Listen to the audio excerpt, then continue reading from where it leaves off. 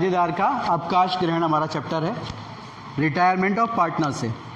ये जो चैप्टर है आपका, इसमें एक पार्टनर जब अपने बिजनेस से रिटायरमेंट लेता है तो उससे संबंधित आप चीज़ों को यहाँ समझोगे, ठीक है।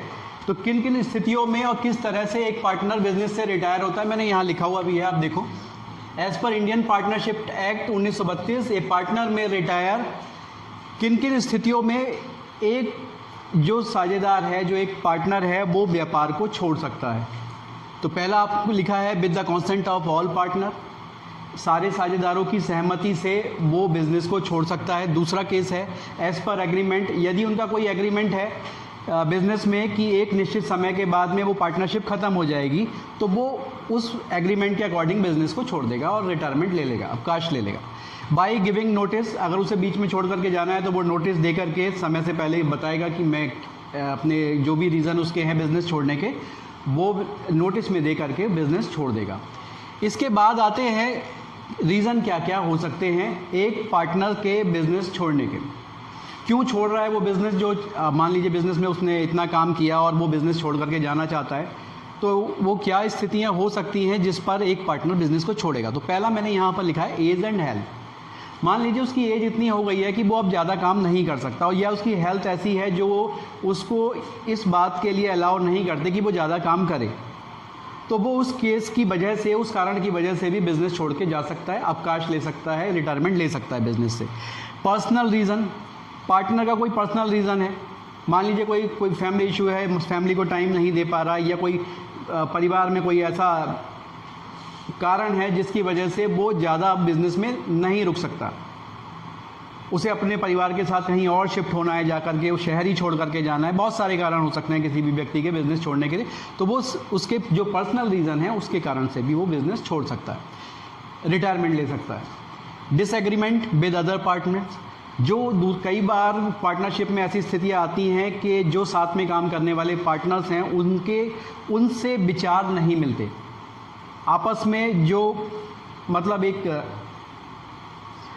क्या बोलेंगे इसको, कि सहमति नहीं होती आपस में विचारों की। जो काम कर रहे हैं दूसरा पार्टनर कुछ और कह रहा है और दूसरा जो साथ में काम करने वाले हैं वो कुछ और बोल रहे हैं, और इस स्थितियों में भी आपस में जब तक अगर पार्टनर्स आपस में सहमत ना हो या विचार उनके नहीं मिलते हों, पार्टनर्स के विचार अगर आपस में नहीं मिलते हों, तो ऐसी स्थिति में काम करना मुश्किल हो जाता है। कुछ दिन तो काम करेंगे लेकिन उसके बाद फिर अलग अलग हो जाते हैं, बोले ठीक है हम आपके साथ काम नहीं कर सकते। तो ये भी एक रीज़न हो सकता है disagreement with other partner. Career change, partner जो काम कर रहा है वो उसे कहीं और अपॉर्चुनिटी मिल रही है, किसी और पार्टनरशिप में उसे कुछ ऐसा मिल रहा है जो यहाँ पर नहीं है, उसे ज़्यादा फ़ायदा हो रहा है वहाँ काम करके, तो कैरियर चेंज करने के कारण, या उसे कहीं कोई जॉब अपॉर्चुनिटी ऐसी आ रही है जिसमें वो काम करे तो उसे ज़्यादा फ़ायदा मिलेगा, तो ऐसी स्थिति में वो पार्टनरशिप को छोड़ सकता है। फिर आता है फाइनेंशियल रीज़न।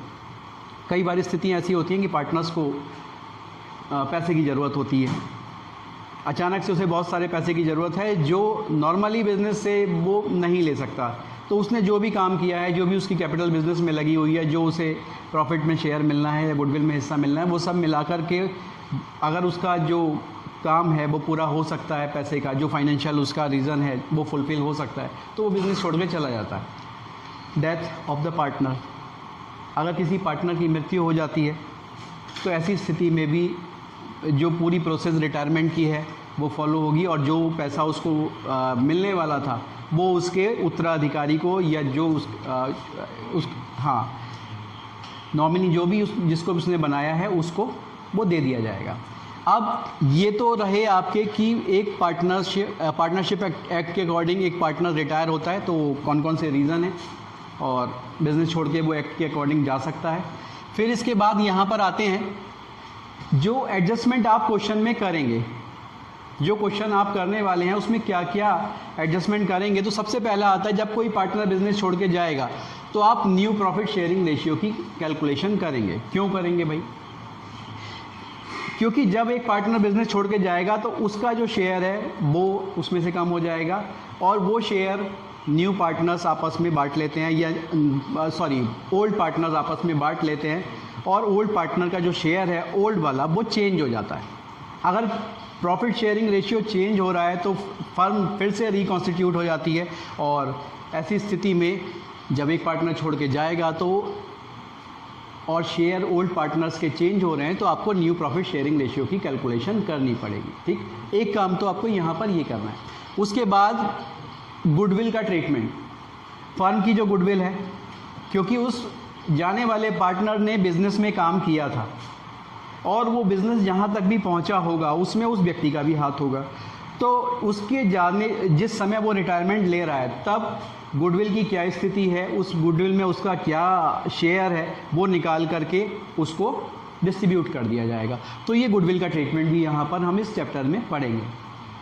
इसके बाद तीसरा आता है रिवैल्यूएशन ऑफ एसेट्स। जितनी भी संपत्तियाँ हैं बिजनेस की, जितनी एसेट्स हैं, जितनी लाइबिलिटी हैं, उन सब का हम रिवैल्यूएशन करेंगे। जैसे एडमिशन ऑफ पार्टनर में बिजनेस में पार्टनर्स के जब आता था तब हम रिवैल्यूएशन करते थे, और यहाँ जाने पर भी ये रिवैल्यूएशन ऑफ एसेट्स या और लाइबिलिटी होगा। तो उस रिवैल्यूएशन से जो होने वाला प्रॉफिट है या लॉस है वो भी पार्टनर्स में, सभी पार्टनर्स में डिस्ट्रीब्यूट हो जाएगा। Accounting treatment of profit and loss. Profit and loss का कई बार आपको दिया होता है कि प्रॉफिट एंड लॉस का बैलेंस दिया हुआ है, प्रॉफिट एंड लॉस में प्रॉफिट का बैलेंस दिया हुआ है बैलेंस शीट में, तो वो शेयर अगर प्रॉफिट का शेयर है तो वो भी पार्टनर्स में डिस्ट्रीब्यूट होगा, लॉस का शेयर है तो वो भी पार्टनर्स में डिस्ट्रीब्यूट हो जाएगा, सभी पार्टनर्स में। Amount due to retiring partner, जो 5th नंबर पे एडजस्टमेंट है कि जो रिटायरिंग पार्टनर है उसको कितना पैसा देना है, जो उसको गुडविल में हिस्सा मिलना था, जो रिवैल्यूएशन से उसका प्रॉफिट में आना था, जो उसको न्यू प्रॉफिट शेयर चेंज होने से जो कुछ भी पार्टनर्स को जाने रिटायरिंग पार्टनर को मिलने वाली अमाउंट थी उसकी कैलकुलेशन की जाएगी amount due to retiring partner की कंडीशन में। फिर आता है preparation of balance sheet. Balance sheet new firm की तैयार हो जाएगी, उसके जाने के बाद जो दो पार्टनर बिजनेस को चलाएंगे तो बैलेंस शीट तो एक नेसेसरी पार्ट है बिजनेस का, वो तैयार करेंगे हम। Loan account of retiring partner, अगर पूरे का पूरा पैसा हम कैश में नहीं दे रहे जाने वाले पार्टनर को, तो जो उसको मिलने वाली अमाउंट है वो उसके लोन अकाउंट में ट्रांसफ़र कर दी जाती है, तो एक लोन अकाउंट भी यहाँ बनाया जाएगा। वो पूरी अमाउंट लोन अकाउंट में ट्रांसफ़र हो जाएगी, और उसके बाद आप जब ये कंडीशंस पढ़ेंगे तो उसमें पता चलेगा आपको कि जो पेमेंट है वो पार्ट पेमेंट के रूप में कई बार किया जाता है कि कुछ हिस्सा एक इंस्टॉलमेंट एक बार में दे दी, फिर दूसरी बार में दूसरी इंस्टॉलमेंट दे दी, तो वो जितना जितना इंस्टॉलमेंट उसकी जाती रहेगी वो इसमें से कम होते चले जाएंगे। तो ये आप इसमें बनाना सीखेंगे। और लास्ट में एडजस्टमेंट ऑफ कैपिटल, ये कंडीशन में आ जाएगी। जो कैपिटल की एडजस्टमेंट है, जैसे आपने एडमिशन ऑफ पार्टनर में सीखी थी एडजस्टमेंट ऑफ कैपिटल, इसी तरह से आप यहाँ भी करने वाले हैं। तो ये 7-8 एडजस्टमेंट हैं जो आप रिटायरमेंट ऑफ पार्टनर में करें। मेरे ख्याल से ये क्लियर होंगे सभी को कि क्या क्या हमें इसमें करना है। अब ये समझ में आ गया कि हमें करना क्या है। अब करेंगे क्वेश्चन स्टार्ट, ठीक है।